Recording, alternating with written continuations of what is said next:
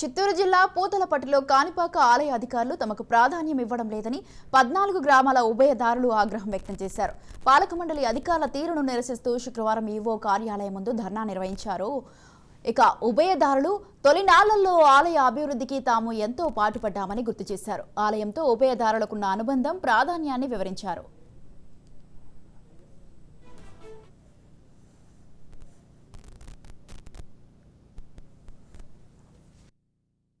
అందరం కూడా ఇక్కడ వ్యవస్థతోనే మేము ముందుకు పోతున్నాం. మా ద్వారానే ఈ దేవాలయం కూడా అభివృద్ధి పదంగా ముందుకు వెళ్తూ మాకున్నటువంటి కొంత అంతో స్థలాలు కూడా మేము ఇచ్చి అభివృద్ధి చేస్తున్నాం.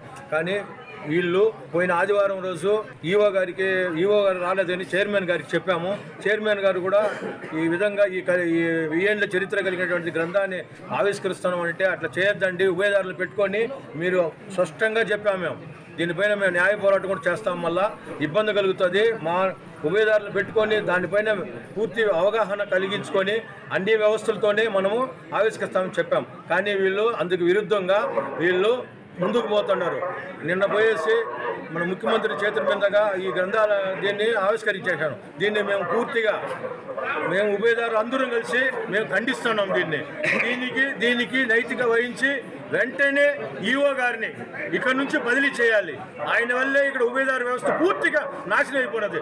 దీనికి బాధ్యత వహించి చైర్మన్ గారు కూడా వెంటనే రాజీనామా చేయాలని మేమందరం కూడా కోరుకుంటున్నాం. ఉభయదారు వ్యవస్థ అనేది 1000 ఏళ్ల చరిత్ర నుంచి మేము అందరం కూడా